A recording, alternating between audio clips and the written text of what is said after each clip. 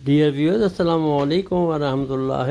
बकरा ईद में बकरे, गाय, ऊँट सब खा लिए, हज़म कर लिए, बहुत गोश्त खा लिया। इसलिए अब आपके सामने सब्ज़ियों की जो है पूरी तफसील पेश की जाती है। इसको आखिर तक सुने और सब्ज़ियाँ भी खाया करें, बहुत फ़ायदेमंद होती हैं। अल्लाह हाफ़िज़।